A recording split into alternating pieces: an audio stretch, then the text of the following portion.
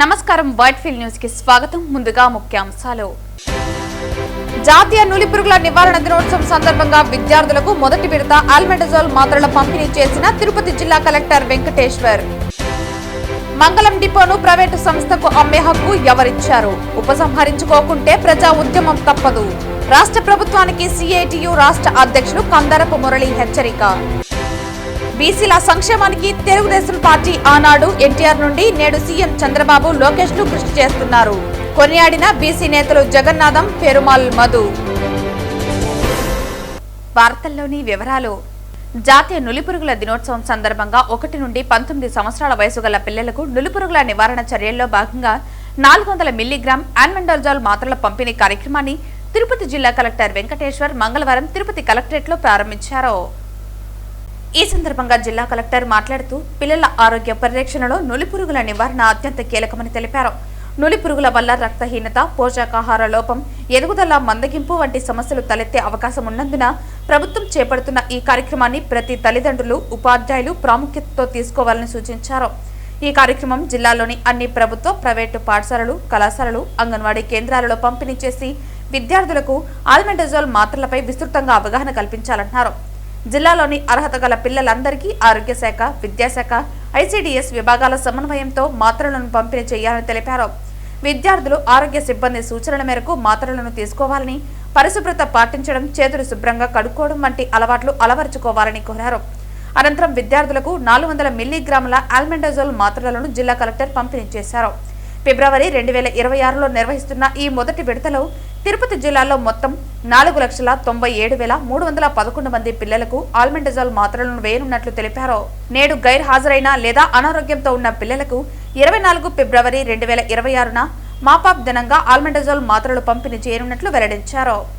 ఈ కార్యక్రమంలో జిల్లా వైద్య ఆరోగ్య శాఖ అధికారి బాలకృష్ణ నాయక్, రాష్ట్ర పరిశీలకులు ఏపీఎస్, ఏసీఎస్, జేడీ ప్రసన్న, రాష్ట్ర నాణ్యతా పరిశీలకులు జ్యోతి, ఆర్బీఎస్ కేపీఓ రెడ్డి ప్రసాద్, వైద్య సిబ్బంది, ఉపాధ్యాయులు, విద్యార్థులు తదితరులు పాల్గొన్నారు.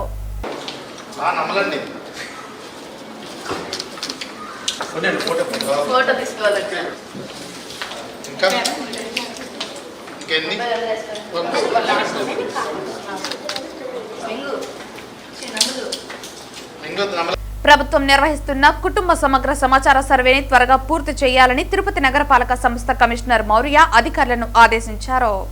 నగరంలో కుటుంబ సమగ్ర సమాచార సర్వే, పనుల వసూళ్లు, ఎల్ఆర్ఎస్, బీపీఎస్ దరఖాస్తుల పరిష్కారం, నక్షా రీసర్వే, పారిశుద్ధ్యం, ప్రజా సమస్యల పరిష్కార వేదిక తదితర అంశాలపై అన్ని విభాగాల అధికారులు ఆన్లైన్ ద్వారా స్వర్ణ వార్డు కార్యదర్శులతో మంగళవారం కమిషనర్ సమీక్షించారు. ఈ సందర్భంగా కమిషనర్ మాట్లాడుతూ ప్రభుత్వం నిర్వహిస్తున్న కుటుంబ సమగ్ర సమాచార సర్వేను త్వరగా పూర్తి చేయాలని తెలిపారు. ప్రతి కుటుంబంలోని వారి యొక్క ఆర్థిక, సామాజిక, విద్యా తదితర స్థితిగతులను సమర్థవంతంగా తెలుసుకోవాలని తెలిపారు. నక్షా రీసర్వే పనులను గడువులోపు పూర్తి చేసేలా అధికారులు, సిబ్బంది సమన్వయం చేసుకుని పూర్తి చేయాలని తెలిపారు. నగరంలో ఆస్తి పన్ను, నీటి పన్ను తదితర పనులను త్వరగా పూర్తి వసూలు చేయాలని అధికారులను ఆదేశించారు. బీపీఎస్, ఎల్ఆర్ఎస్ దరఖాస్తుల పరిష్కారం వేగవంతం చేయాలని తెలిపారు.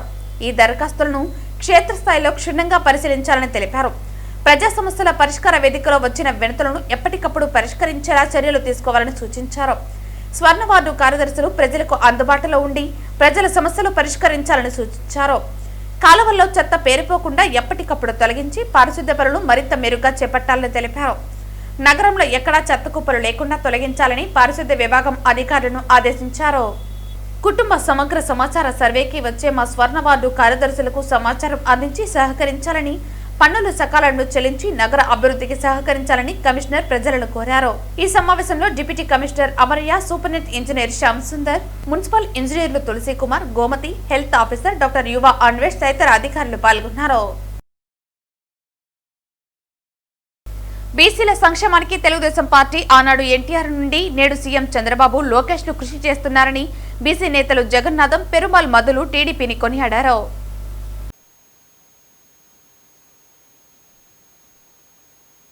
ఈరోజు రాష్ట్రంలో 29 రాష్ట్రాలు తలదన్నే మన ఆంధ్రప్రదేశ్కి, నవ్యాంధ్రప్రదేశ్కి వచ్చినటువంటి బడ్జెట్ పైన మేము అన్ని కులాల వారు మాకు న్యాయం జరిగింది మా కులాలకని తెలియజేయడానికే బీసీ కులాలందరూ ఇక్కడికి వచ్చాము. ఈరోజు కేంద్రంలో నుంచే కాకుండా మన ఆంధ్రప్రదేశ్ అన్ని దేశాలకైనా ఉన్నతమైన స్థాయిలో ఎదగాలంటే ముఖ్యంగా మనకు బడ్జెట్ అనేది చాలా ఇంపార్టెంట్. ఆ బడ్జెట్ కోసం ఈరోజు ఉమ్మడి కూటమి ప్రభుత్వంలో ఉన్నటువంటి కేంద్రంలో నుంచి మొట్టమొదటిసారిగా మోడీ గారి దగ్గర నుంచి, నిర్మలా సీతారామన్ గారి నుంచి, ఈరోజు ముఖ్యంగా మన కూటమి ప్రభుత్వానికి సంబంధించినటువంటి మా ఆంధ్రప్రదేశ్ సంబంధించినటువంటి మంత్రులు కానీ, ముఖ్యమంత్రి కానీ ఒక బడ్జెట్ ప్రణాళికతో, అంటే ఎలా అంటే బయట దేశాలకు వెళ్ళి ప్రతిసారి ఇప్పటి వరకు కూడా 28 సార్లు వెళ్ళారు. ఎలా వెళ్ళారంటే కూడా పూర్ణ కుంభం స్వాగతంతో, అంటే మామూలుగా దేవుళ్ళకి మామూలుగా పూర్ణ కుంభ స్వాగతం ఉంటుంది. అలాగా మన రాష్ట్రం నుంచి, ఆంధ్రప్రదేశ్ నుంచి ప్రత్యేకంగా వెళ్ళినటువంటి ముఖ్యమంత్రికి రాష్ట్రంలో ఉన్నటువంటి రాష్ట్ర ప్రజా కమిటీలో ఉన్నటువంటి మంత్రులందరూ కూడా పూర్ణ కుంభ స్వాగతంతో అన్ని దేశాలు పలికారు. అదేవిధంగా ఈరోజు విద్యపరంగా కానీ, ఆర్థిక పరంగా కానీ బీసీలందరూ కూడా ఎదగాలంటే మాకున్నటువంటి బడ్జెట్, మన రిలీజ్ చేసిన బడ్జెట్ చాలా సంతోషంగా ఉంది. ముఖ్యంగా మా బీసీ మహిళలకు కూడా ప్రధాన పీఠం వేశారు కాబట్టి అది చాలా ఆనందంగా ఉంది. దాన్ని తెలియజేయడానికి మేము బీసీ కులాలందరూ ఇక్కడికి వచ్చాం. జగన్మోహన్ రెడ్డి ప్రభుత్వాన్ని ఇంటికి పంపించి ప్రతిపక్షం లేకుండా, ప్రతిపక్షం ఉంటే ఇంకా నాశనం చేస్తారని ప్రతిపక్షం లేకుండా చేశారు. ఇది తెలుసుకొని కొన్ని మంది కూడా సబ్జెక్ట్ మీద న్యాయపరంగా ఉంటే మాట్లాడాలి, కానీ వయసుకి మించి ఏం మాట్లాడతామో తెలియకుండా కసాయోడు ఎలా పొటేల్ని మభ్యపెట్టి సాకి లాస్ట్కి ఏం చేస్తాడో ఆ మాదిరిగా కొందరిని ఎంచుకొని బాగా సాకుతున్నారు. ఆడాడ వాళ్ళు అర్థం చేసుకొని, వాళ్ళ కుటుంబాలను అర్థం చేసుకొని, అయ్యా మీకు ఏదైనా నష్టం జరిగితే మీ కుటుంబాలు నష్టపోతాయి, మంచి ప్రభుత్వం మీద చెత్త వేయొద్దండి, మీరు మీ వయసుకి మించి మాట్లాడొద్దండి, అభివృద్ధి చేసే వాళ్ళని విమర్శించొద్దని కూడా బీసీల తరఫున తెలియజేసుకుంటున్నాం. న్యాయపరంగానే యాక్షన్ తీసుకుంటాం. మీరు తప్పు చేస్తే మీ కుటుంబాలు ఇబ్బంది పడతాయి. అనేక నాయకుల్లో ఎవరు కనబల్లా. జగన్మోహన్ రెడ్డి ప్రభుత్వం వస్తేనే వైఎస్ఆర్సీపీ వైఎస్ రాజశేఖర రెడ్డి అభిమానులు కనబల్లా, సొంత చెల్లి అమ్మ కనపడలా. జగన్మోహన్ రెడ్డికి తొత్తుగా మాట్లాడిన బడా నాయకులు కూడా జైలుకు పోయినారు, కొన్ని మంది కనపడలా. మరీ కొందరు మాట్లాడే వాళ్ళకి మా బీసీల తరపున సూచిస్తున్నాం, జాగ్రత్తగా అభివృద్ధి గురించి తప్పుదోవ పట్టించే మాటలు మాట్లాడితే జైలుకు పోతారని కూడా న్యాయపరంగా యాక్షన్ తీసుకుంటామని తెలియజేసుకుంటున్నాం. మంచి బడ్జెట్, మంచి ప్రభుత్వం, మంచి పరిపాలనను స్వాగతించాలి, ఈ పరిపాలన కొనసాగించాలి. ప్రజలు 5 ఏళ్ళు పరిపాలించమని చంద్రబాబు నాయుడికి ఓటేశారు. ఆ ప్రభుత్వం కావాలంటే ఇంకా కొనసాగిస్తారు, వద్దనుకుంటే నిర్ణయం తీసుకుంటారు. మీ ప్రభుత్వం వద్దనుకున్నప్పుడు 5 ఏళ్ళు ఓపిక పట్టి చూడాలని కూడా తెలియజేసుకుంటున్నాను. ఈ జిమ్మిక్కులన్నీ పక్కన పెట్టి ఈ నాటకాలన్నీ పక్కన పెట్టాలని కూడా తెలుగు యువత తరపున ఒక డైరెక్టర్గా కూడా తెలియజేసుకుంటున్నాను. జై బీసీ. 100 కోట్ల రూపాయల విలువ చేసే మంగళం డిపోకు చెందిన 10 ఎకరాల స్థలాన్ని పూణేకి చెందిన పినాకిల్ సంస్థకు అమ్మే అధికారం రాష్ట్ర ప్రభుత్వానికి ఎవరిచ్చారని సిఐటియు రాష్ట్ర ఉపాధ్యక్షులు కందారపు మురళి తీవ్రంగా ప్రశ్నించారు. మంగళవారం మంగళం డిపోను సిఐటియు జిల్లా అధ్యక్షుడు జయచంద్ర, కోశాధికారి ఈఎస్ కుమార్లతో కలిసి ఆయన సందర్శించారు. ఈ సందర్భంగా కార్మికులను ఉద్దేశించి ఆయన ప్రసంగించారు. రాష్ట్రంలో దాదాపుగా 20,000 కోట్ల రూపాయల విలువ చేసే ఆర్టీసీకి సంబంధించిన స్థిర ఆస్తులను ప్రైవేటు పరం చేయడానికి కూటమి సర్కారు తీసుకున్న నిర్ణయాలను వెంటనే వెనక్కి తీసుకోవాలని, కార్మికులంతా ప్రజల మద్దతుతో ఐక్య పోరాటం చేస్తే భవిష్యత్తు తరాలకు ఆర్టీసీ ఆస్తులను నిలిపిన వారమవుతామని సిఐటియు రాష్ట్ర ఉపాధ్యక్షులు కందారపు మురళి కార్మికులకు పిలుపునిచ్చారు. సంఘటిత పోరాటమే మార్గమని, కార్మిక సంఘాలు, డిపోల యూనియన్లు అన్నీ కలిసి ఒక్కతాటిపైకి వచ్చి ప్రైవేటు పరం కాబోతున్న ప్రజలకు సంబంధించిన ఆర్టీసీ ఆస్తులను కాపాడుకోవాల్సిన అవసరం ఎంతైనా ఉందన్నారు. ఆర్టీసీ ఆస్తులను కాపాడడానికి కార్మికులు చేసే పోరాటానికి పూర్తిస్థాయి మద్దతు సిఐటియు తరపున అందిస్తూనే కార్మికుల వెంట నిలబడి పోరాడుతుందన్నారు. ఈ సందర్శన కార్యక్రమంలో ఏఎస్డబ్ల్యూఎఫ్ జిల్లా అధ్యక్షులు ఎన్ఎస్ మన్యం, జిల్లా ప్రధాన కార్యదర్శి కుమార్, ఎస్డబ్ల్యూఎఫ్ మంగళం డిపో అధ్యక్షులు మురళి, జన విజ్ఞాన వేదిక కార్యదర్శి రెడ్డప్ప, మంగళం డిపో సిబ్బంది, కార్మికులు పెద్ద సంఖ్యలో పాల్గొన్నారు. ఇప్పుడు రాష్ట్రంలో 750 ఎలక్ట్రిసిటీ బస్సులు ఉన్నాయి, ఎలక్ట్రిక్ బస్సులు ఉన్నాయి. ఇంకొక 1050 బస్సులు కొనాలనేది ప్రభుత్వానికి ఉన్నట్టు. మొదటి దశలో 750 బస్సులు వచ్చినాయి, మనకు కూడా ఉన్నాయి, మీకు అందరూ కూడా తెలుసు. 750 బస్సులు ఫస్ట్ ఫేజ్ అయింది. సెకండ్ ఫేజ్ లో 1050 బస్సులు. థర్డ్ ఫేజ్ లోకి వచ్చేటప్పటికి 3000 బస్సులు ఆంధ్ర రాష్ట్రం మొత్తం 3000 బస్సులతో నింపేసి ఈ బస్సులన్నీ అదృశ్యం అయిపోవాలి. డీజిల్తో నడిచే బస్సు ఒక్కటి కూడా ఉండకూడదు. 2029 నాటికి ఒక జీవో ఇచ్చారు. 24వ సంవత్సరంలో 88 జీవో నెంబర్ అది. ఆ జీవోలో 2029 నాటికి ఆంధ్ర రాష్ట్రంలో పర్యావరణం దెబ్బతినకుండా ఉండడం కోసం మొత్తం డీజిల్ బస్సు అనేది లేకుండా ఎలక్ట్రిసిటీ బస్సులతో నింపేయాలనేది ఆ జీవోలో ఉన్నటువంటి సారాంశం. ఆ ప్రయత్నం ప్రారంభమైంది. ఫస్ట్ ఫేజ్లో 750 బస్సులు కొన్నారు. అప్పటికేం పెద్ద తెల్లే, ఏదో పూణేలో ఉన్నటువంటి పినాకిల్ అనే ఒక కంపెనీకి ఆర్డర్ ఇచ్చారు. సరే ఎవడో ఇచ్చినాడు కొంటాడు అని చెప్పారు. ప్రైమ్ మినిస్టర్ ఈ పథకం అని చెప్పేసి పిఎంఈ పథకం అని ఒక పథకాన్ని ప్రకటించి ఆ పథకంలో భాగంగా దేశమంతటా విద్యుత్ బస్సులు కొనుగోలు చేయాలి అని చెప్పి ఆడ డైరెక్షన్ ఇస్తే ఈయన వెంటనే ఒక జీవో ఇచ్చేసి మన రాష్ట్రంలో కూడా మొత్తం కొనండి. ఎవరు కొనాలా? ఆర్టీసీ కొనండి. ఆర్టీసీ కొంటే మేమంతా సమర్థిస్తాం. ఈడ ఆర్టీసీ ఈ స్థలాన్ని అంతా కూడా నువ్వు ఛార్జింగ్ పాయింట్లు పెడతావా, లేకపోతే ఇంకేమన్నా పాయింట్లు పెడతావా, నువ్వేమన్నా చేయాలంటే చెయ్యి. నువ్వు 3000 కాదు 5000 బస్సులు కొనావు. ఎవడొద్దంటాడు? ఎవడో పినాకిల్ అనే కంపెనీ పూణే వాడికి ఇచ్చారు కాబట్టి వాడంతా కూడా సప్లై చేస్తున్నాడు కాబట్టి సప్లై చేస్తే వాడైనా కొనుక్కోమను స్థలము. ఆర్టీసీ స్థలాలు ఎందుకు ఇవ్వాలనేది మనం మాట్లాడుతున్నది. 20,000 కోట్ల రూపాయలు విలువ చేసే ఆర్టీసీ స్థలాలన్నింటినీ కూడా ఈ పినాకిల్ అనే కంపెనీకి అప్పజెప్పడం కోసం పథకం ప్రకారం ఇదంతా కూడా నిన్న మొన్నటి దాకా చెప్తా ఉంటే అది నిజమా కాదా రకరకాల అనుమానాలతో జనం అంతా ఉండేవాడు. ఇప్పుడు లేటెస్ట్ గా మొన్న ఒక సర్క్యులర్ ఇచ్చింది గవర్నమెంట్. 45 రోజుల్లో 4 డిపోల్ని పూర్తిగా ఖాళీ చేసి అక్కడ ఉన్నటువంటి స్టాఫ్ మొత్తాన్ని రకరకాల డిపోల్లో వాటిని సర్దుబాటు చేసి ఇది ఖాళీ చేసి పినాకిల్ కంపెనీకి అందించండి అనేది దాంట్లో సర్క్యులర్ లో ఉన్న సారాంశం. అప్పుడు కానీ అర్థం కాల ఈ తీవ్రత చాలా మందికి. ఇది నిజమా అబద్ధమా అని చెప్పి అనుకుంటా ఉన్నారు చాలా మంది. మేము కూడా అంత సాహసం చేస్తుందా ప్రభుత్వం అని అనుకుంటాం. 4 డిపోలు, నెల్లూరు డిపో, విద్యాధరపురం అనే ఒక డిపో, అదే మాదిరి గుంటూరు డిపో, ఇక్కడ మంగళం డిపో, నెల్లూరు 1 డిపో, 2 డిపో. అంటే ఎవడిచ్చాడు మీకు ఈ అధికారము? ఇంకొక 6 గ్యారేజీల్లో సగం గ్యారేజ్ వాడికి అప్పచెప్పాలంట. అంటే ఫస్ట్ ఫేజ్ లో నువ్వు ఒక 12 డిపోల్ని పూర్తిగా కొంతమందికి ఇచ్చేసి మళ్ళా సగం ఇచ్చేసి ఎవడికి ఇస్తా ఉన్నాడు? ప్రభుత్వానికి ఏమైనా ఇస్తాడారా? ఆర్టీసీకి ఇస్తాడారా? ఆర్టీసీకి ఇస్తే మనందరూ సమర్థిద్దాం. ఆర్టీసీకి ఇచ్చేదేమో ఆర్టీసీదే కదా.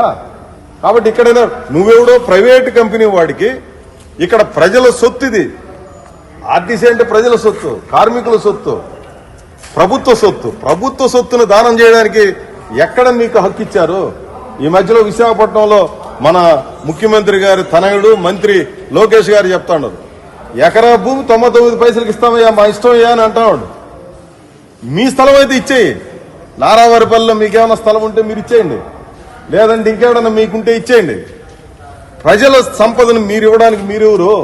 ఆర్టీసీ సంపదని ఆ పూనా కంపెనీకి ఇవ్వడానికి మీరెవరు? మీకేం సంబంధము? ఇది తప్పు అని చెప్తాను. భారత చైతన్య యువజన పార్టీ ఆధ్వర్యంలో ఫిబ్రవరి 22వ తేదీ విజయవాడ గుంటూరు హైవే నందు నాగార్జున యూనివర్సిటీ ఎదురుగా నిర్వహించే బీసీ సింహగర్జనను జయప్రదం చేయాలని బీసీ సంఘర్షణ సమితి సభ్యులు పిలుపునిచ్చారు. నాగార్జున యూనివర్సిటీ దగ్గర బీసీవై పార్టీ నాయకత్వంలో బీసీల గర్జన నిర్వహించడం జరుగుతూ ఉంది. ఈరోజు రాష్ట్రంలోనే కాకుండా దేశంలోనే ఈరోజు బీసీల పరిస్థితి అగమ్యగోచరంగా ఉంది. ఎప్పుడో 45 సంవత్సరాల క్రితం 45 సంవత్సరాల క్రితం ఏర్పాటు చేసినటువంటి బీసీ కమిషన్ను 1990లో బీపీ మండల నాయకత్వంలో అమలుపరిచినప్పటికీ కూడా ఈరోజు కూడా అమలు కానటువంటి పరిస్థితి చూస్తున్నాం. వాటంటిని సాధన కోసం ఎక్కడే కానీ ఏ రాజకీయ పార్టీ కూడా ఇప్పటికి కూడా ముందుకు వచ్చి వాటిని టచ్ చేసినటువంటి పాపాన పోలేదు. ఆ నేపథ్యంలోనే బీసీలకు రాజ్యాధికారం కావాలి, బీసీలకి అన్ని రంగాలలో ఆర్థిక రంగం కానీ, సామాజిక రంగం కానీ, రాజకీయ రంగంలో సమమైనటువంటి న్యాయం జరగాలనే ఉద్దేశంతో బీసీవై పార్టీని ఈ రాష్ట్రంలో ఏర్పాటు చేసి దానికోసం బోర్ని రామచంద్ర గారు ముందుకెళ్తూ ఉన్నారు. ఆ నేపథ్యంలో రాష్ట్రంలో ఉన్నటువంటి బీసీలందరూ, ఎస్సీ ఎస్టీ మైనారిటీలు అందరూ కూడా కలిసి ఈరోజు ఈ రాష్ట్రంలో రేపు జరగబోయేటటువంటి బీసీ గర్జనకి హాజరు కావాలని చెప్పేసి బీసీ సంఘర్షణ సమితిగా విజ్ఞప్తి చేస్తున్నాం. జై బీసీ. ఈరోజు రాష్ట్ర వ్యాప్తంగా సంచలనాలు సృష్టించడానికి ఓట్లు మావి సీట్లు మీవా అనే ప్రశ్నతో తలెత్తి మేమెంతో మాకంతా అనే వాటాని నిలదీసి అడగడానికి ఫిబ్రవరి 22 విజయవాడలో విజయవంతమైన సభ నిర్వహించబోతున్నది బీసీవై పార్టీ. ఇది బీసీల పక్షాన పోరాడడానికి నాందిగా ఈరోజు మనం చూడవచ్చు. కాబట్టి బీసీలందరూ కూడా మీరు ఏ పార్టీలోనే ఉండండి, ఎక్కడైనా ఉండండి, ఈ డిమాండ్లు అందరికీ కావాల్సిన డిమాండ్లు. బీసీ చట్టానికి రక్షణ కావాలని, రాజధానిలో 1000 ఎకరాలతో బీసీలకు వాటా ఇవ్వాలని, అనేక రకాల సంస్కరణలకి ఈ సభ నాంది పలకబోతోంది. కాబట్టి బీసీలారా, ఎస్సీ ఎస్టీ మైనారిటీ అందరూ కలిపి ఈ సభను విజయవంతం చేస్తే భవిష్యత్తు మీది మనది మనందరిదనే పిలుపుకి బోడే రామచంద్ర యాదవ్ గారు దృఢ నిశ్చయంతో కమిటీలను కూడా ఫామ్ చేసి ఈరోజు మొత్తం రాష్ట్ర వ్యాప్తంగా విస్తృతంగా, రాష్ట్రమే కాదు ఇవాళ తెలంగాణలో కూడా కమిటీలు వేసి మొత్తం ముందుకెళ్తున్నారు. కాబట్టి బీసీలందరూ కూడా ఆలోచించేయండి. ఇంతకాలం అందరికీ సేవ చేశాం, ఇప్పుడు మనకు మనం సేవ చేసుకునే అవకాశం మన దగ్గరకు వచ్చింది.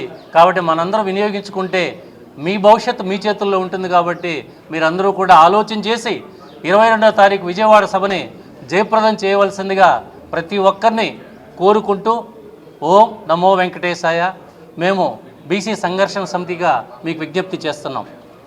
తరపున బోడే రామచంద్ర యాదవ్ గారు బీసీ గర్జన ఏర్పాటు చేసి విజయవాడ నాగార్జున యూనివర్సిటీ ఎదురుగా 22వ తేదీ భారీ ఎత్తున నిర్వహిస్తున్నారు. దీనికి రాష్ట్రంలో ఉన్న బీసీ నాయకులందరూ సహకరించి, అలాగే తిరుపతి జిల్లా తరపున ప్రతి బీసీ నాయకుడు కంకణం కట్టుకొని ఈ సభని విజయప్రదం చేయాలని ఆశిస్తూ అఖిల భారత యాదవ్ మహాసంఘం ప్రచార కార్యదర్శిగా చాట మునిరాజా యాదవ్ నా పేరు. అందరూ కూడా తరలి వచ్చి జయప్రదం చేయాలని కోరుతున్నాం. చంద్రగిరి పట్టణంలోని బ్లూమింగ్ బర్డ్స్ పాఠశాలలోని సుమారు 200 మంది విద్యార్థులు వివిధ రకాల పరిశోధనాత్మకమైన ప్రాజెక్టులు ప్రదర్శించారు. పాఠశాల చైర్మన్ హితేంద్రనాథ్ రెడ్డి మాట్లాడుతూ విద్యార్థులలోని నైపుణ్యాన్ని వెలికితీయడానికి ప్రతి ఏటా ఈ కార్యక్రమం నిర్వహిస్తామని తెలిపారు. విద్యార్థులు ఈ ప్రదర్శన చేపట్టడం ద్వారా వారిలో ఆత్మస్థైర్యం నింపడంతో పాటు ఆటుపోట్లను ఎదుర్కొనే స్థాయికి ఎదుగుతారని అన్నారు. విభిన్నమైనటువంటి ప్రాజెక్టులతో విద్యార్థులు రావటం తనను ఆశ్చర్యపరిచిందని తెలిపారు. ఇందులో ప్రథమ, ద్వితీయ, తృతీయ స్థానాలలో నిలిచిన విద్యార్థులకు ప్రశంసా పత్రాలతో పాటుగా నగదు బహుమతిని కూడా ప్రకటించామని ప్రిన్సిపల్ వేణుగోపాల్ రెడ్డి తెలిపారు. ఈ సమ్మిట్లో సావిత్రి హాస్పిటల్ వారి సౌజన్యంతో ఉచిత వైద్య శిబిరం నిర్వహించారు. ఈ కార్యక్రమంలో ఉపాధ్యాయులు, విద్యార్థుల తల్లిదండ్రులు పాల్గొన్నారు. తిరుపతి ఎన్ఆర్ఐ జూనియర్ కాలేజీ విద్యార్థులు నిన్న విడుదలైన 2026 జేఈఈ మెయిన్ సెషన్ 1 ఫలితాల్లో మెరుగైన ప్రదర్శన కనబరిచారు. విద్యార్థులు, అధ్యాపకులు మరియు తల్లిదండ్రులు కలిసి స్వీట్లు పంచుకుంటూ బాణసంచా కాలుస్తూ విజయోత్సవాన్ని జరుపుకున్నారు. విద్యార్థుల కష్టానికి తగిన ప్రతిఫలం దక్కిందని కళాశాల యాజమాన్యం హర్షం వ్యక్తం చేశారు. నిన్న ఎన్టీఏ వాళ్ళు విడుదల చేసినటువంటి 2026 జేఈఈ మెయిన్స్ ఫేజ్ 1లో తిరుపతి ఎన్ఆర్ఐ విద్యా సంస్థలకు సంబంధించినటువంటి విద్యార్థులు ఓసీ విభాగంలో అత్యధికమైనటువంటి పర్సంటేజ్లు సాధించి ఈ ప్రాంతాల్లో ఓసీ విభాగంలో మొదటి స్థానాల్లో నిలబడ్డారు. వాళ్ళకి మొన్న ఎగ్జామ్లో ఫేజ్ 1లో వడవాలపేట స్కూల్లో చదువుకున్నటువంటి విద్యార్థి పి వికాస్ అనేటువంటి ఈ బాబు 99.325 పర్సంటేజ్తో ఈ ప్రాంతంలో ఓసీ విభాగంలో ప్రథమ స్థానంలో ఉన్నారు. అట్లనే కార్తీక్ అనేటువంటి బాబు 91.3%తో ఓసీ విభాగంలో ఈ ప్రాంతంలో ముందంజలో ఉన్నారు. వీళ్ళకి, వీళ్ళ తల్లిదండ్రులకి, వాళ్ళ స్కూల్ యాజమాన్యాలందరికీ కూడా ధన్యవాదాలు. ఇదంతా ఎలా సాధ్యం అంటే గత 2 సంవత్సరాలుగా మేము గుంటూరు సెంట్రల్ ఆఫీస్కి సంబంధించినటువంటి టీం అందరం ఇక్కడే ఉండి ప్రత్యేకంగా వీళ్ళ మీద శ్రద్ధ పెట్టి దాదాపు 125 గ్రాండ్ టెస్టులు, వీక్లీ టెస్టులు, ఆన్లైన్ ఎగ్జామ్స్ కండక్ట్ చేసి సెలవులు లేకుండా, సంక్రాంతి, దసరా సెలవులు కూడా లేకుండా పిల్లలందరినీ కూర్చోబెట్టి చేసుకోవటం వల్ల సాధారణ గ్రామీణ ప్రాంతాల్లోంచి వచ్చినటువంటి విద్యార్థి అయినా కూడా అతనికి అద్భుతమైనటువంటి ఫలితం సాధించారు. ఫేజ్ 2లో ఇంతకన్నా బెటర్ రిజల్ట్ని ఇచ్చి ఐఐటీల్లో కూడా మేము ప్రవేశానికి ఈ సంవత్సరం నుంచి మొదలు పెడతాం.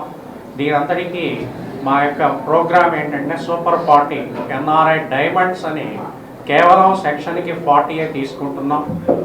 ఎన్ఆర్ఐ డైమండ్స్ సూపర్ 40 సెక్షన్ అన్నమాట. ఆ సెక్షన్కే నిష్ణాతులైన అధ్యాపక బృందం మీ చుట్టూ ఉన్నారు. వాళ్ళందరూ కూడా చాలా 20 నుంచి 25 సంవత్సరాల అనుభవంతో ఈ ప్రాంతంలో పనిచేసినటువంటి స్టాఫ్తో మేము పక్కా ప్రణాళికని అమలుపరిచి విజయాన్ని సాధించాము. ఈ రోజుల్లో ఒక మామూలు విద్యార్థి, సాధారణ విద్యార్థికి ఐఐటిలో ఈ టైప్ ఆఫ్ ర్యాంక్ రాయలసీమలోనే కాదు తిరుపతిలో కూడా 2nd ర్యాంక్ వచ్చింది. అక్కడ స్కూల్ లెవెల్ నుంచి ఫౌండేషను ఆబ్జెక్టివ్ కఠోర శ్రమ వల్ల వచ్చింది.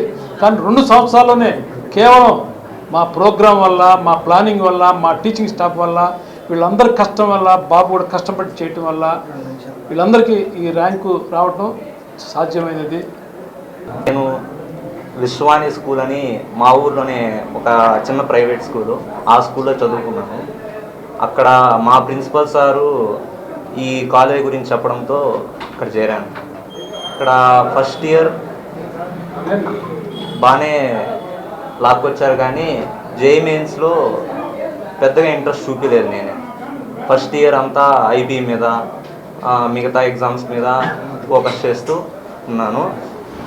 అప్పుడు ఫ్యాకల్టీ కూడా చాలా బాగా సపోర్ట్ చేశారు.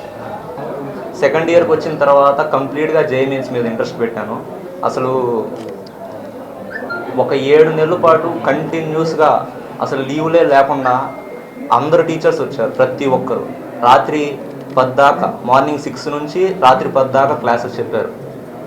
అది మళ్ళీ చాలా ఎగ్జామ్స్ కండక్ట్ చేశారు. తిరుపతిలోని అంకాల పరమేశ్వరి ఆలయ పాలక మండలి సభ్యురాలుగా నియమితులైన తిరుపతికి చెందిన భాగవతుల జయలక్ష్మికి ఘన సత్కారం లభించింది. కళాకారులు, రిటైర్డ్ ఉపాధ్యాయులు, టీడీపీ టీఎన్టీయూసీ తిరుపతి అధ్యక్షులు కస్బా పద్మనాభం ఆధ్వర్యంలో పలువురు కళాకారులు భాగవతుల జయలక్ష్మిని దుశ్శాల్వాతో సత్కరించి అభినందనలు తెలియజేశారు. అంకాల పరమేశ్వరి ఆలయ అభివృద్ధికి కృషి చేయాలని కోరారు. అమ్మవారి ఆశీస్సులతో మరిన్ని పదవులు చేపట్టాలని ఆకాంక్షించారు. ఈ కార్యక్రమంలో రాయలసీమ రంగస్థలి చైర్మన్ గుండాల గోపీనాథ్, సభ్యులు తొండమనట్టి సుబ్రహ్మణ్యం రెడ్డి, లోక ప్రభాకర్ నాయుడు, పోలే జనార్దన్ రెడ్డి తదితరులు పాల్గొన్నారు. భాగవతుల జయలక్ష్మి గారు తిరుపతి అంకాలమ్మ గుడికి మెంబర్ అయినారు. వారికి ఆ అంకాలమ్మ సదా కాపాడాలని ఓం త్రయంబకం యజామహే సుగంధి పుష్టివర్ధనం ఓర్వార్కమివ బంధనాత్ ముచ్చయ మామృతం. ఆమె అంకాలమ్మ ఈశ్వరుని స్వరూపం. ఆమె అటువంటి గుడికి ఆమె మెంబర్ అయిన దానికి తిరుపతి ప్రజలకి అందరికీ కూడా ఆ అంకాలమ్మ మేలు చేయాలని కోరుకుంటున్నాను. కళ్ల ముందే గంగ పర్వళ్లు తొక్కుతున్నా గొంతు తడుపుకోవటానికి చుక్కనీరు దొరకని దుస్థితి. తిరుపతి అర్బన్ పరిధిలోని సెట్టిపల్లిలో తాగునీటి ఎద్దడి పతాక స్థాయికి చేరిందే.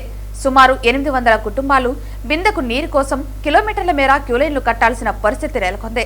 జిల్లా కలెక్టరేట్లోని ఓ అధికారి నిర్లక్ష్యం వల్లే తమకు ఈ శాపం చుట్టుకుందని గ్రామస్తులు ఆవేదన వ్యక్తం చేశారు. పగిలిన పైప్ లైన్లు, రోడ్లపై వృధాగా పారుతున్న నీరు నేటి వృధా నేపటి వ్యధగా మారుతుంది. ఖాళీ బిందెలతో దీనంగా ఎదురు చూస్తున్న మహిళలు. ఇది తిరుపతి నగరానికి ఆనుకుని ఉన్న సెట్టిపల్లి గ్రామ ప్రస్తుత దృశ్యం.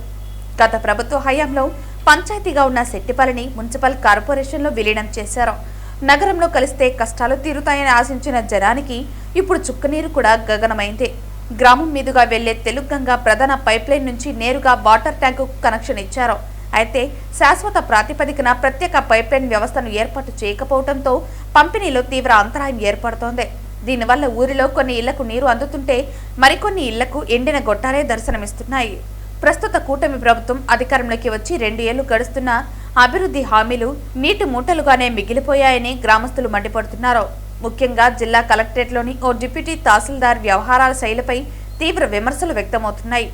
సదరు అధికారి ఒత్తిడి వల్లే మున్సిపల్ సిబ్బంది ఈ సమస్యను కావాలని నిర్లక్ష్యం చేస్తున్నారని స్థానికులు ఆరోపిస్తున్నారు.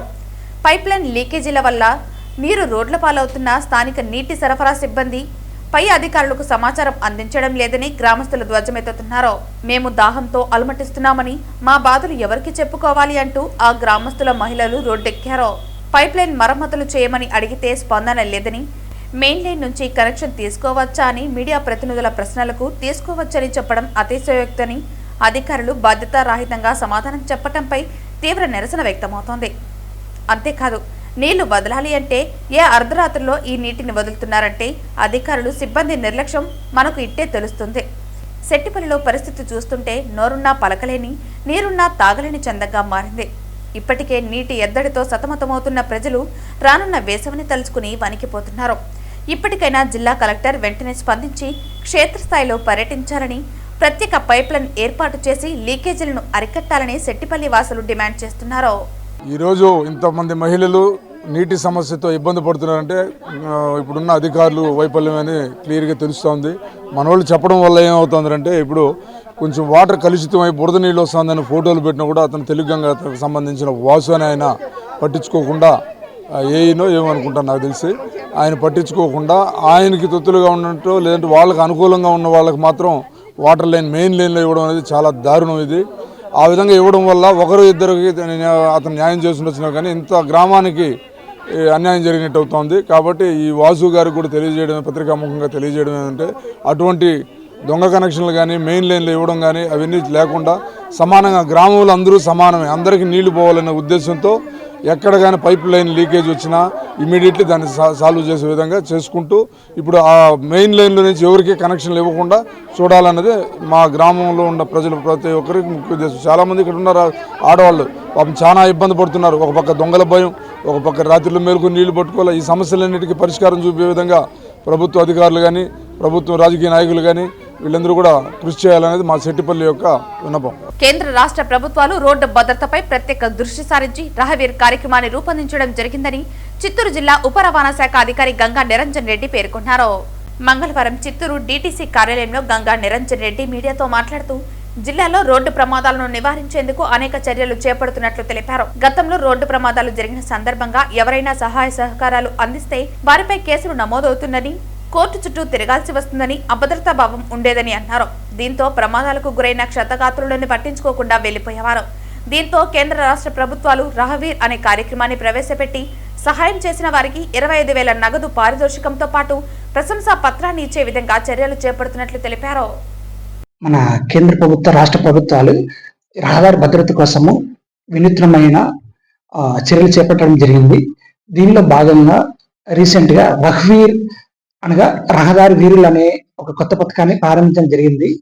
దీనిలో భాగంగా ఎక్కడైనా యాక్సిడెంట్ జరిగితే వెంటనే ఆ యాక్సిడెంట్ జరిగిన బాధితులకు సహాయ సహకారాలు అందించడం, అంటే 108 అంబులెన్స్ కాల్ చేయడము, లేకపోతే వీళ్ళని స్వయంగా హాస్పిటల్ తీసుకెళ్లడము, లేకపోతే వాహనాల్లో చిక్కుకున్న వారిని బయటకు తీయడము, ఇలాగా ఏదైనా సహాయం చేసి అటువంటి వాళ్ళకి మన కేంద్ర రాష్ట్ర ప్రభుత్వాలు 25,000 రూపాయలు నగదు పురస్కారం ఇవ్వడం జరుగుతుంది. వారితో పాటు ఒక ప్రశంసా పత్రం కూడా ఇవ్వడం జరుగుతుంది. అలాగే ఎవరైతే అలా సహాయం చేశారో వాళ్ళ పేరు కూడా మనకు ఎక్కడ చెప్పాల్సిన అవసరం కూడా లేదు. అలాగే వాళ్ళు లీగల్ మెడికల్ కేసెస్ లాంటివి కూడా, అంటే కోర్టులో తిరగడము, పోలీస్ స్టేషన్ చుట్టూ తిరగడం లాంటివి కూడా ఏవి లేకుండా వాళ్ళకి రక్షణ కల్పించడం జరుగుతుంది. అలాగే వాళ్ళు ఎవరైతే అలా రక్షించారో వాళ్ళు ఒక పోలీస్ డిపార్ట్మెంట్ దగ్గర కానీ, ఎంఆర్ఓ దగ్గర కానీ, లేదా ట్రాన్స్పోర్ట్ డిపార్ట్మెంట్ దగ్గర కూడా వాళ్ళ పేరు నమోదు చేసుకునేలా అది రోడ్ సేఫ్టీ కమిటీ ఉంటుంది. ఆ రోడ్ సేఫ్టీ కమిటీ ఏంటంటే, road safety committee collector sir chairman ఆధ్వర్యంలో వాళ్ళ పేర్లు అప్రూవ్ చేసి ట్రాన్స్పోర్ట్ డిపార్ట్మెంట్ కమిషనర్ గారికి పంపడం జరుగుతుంది.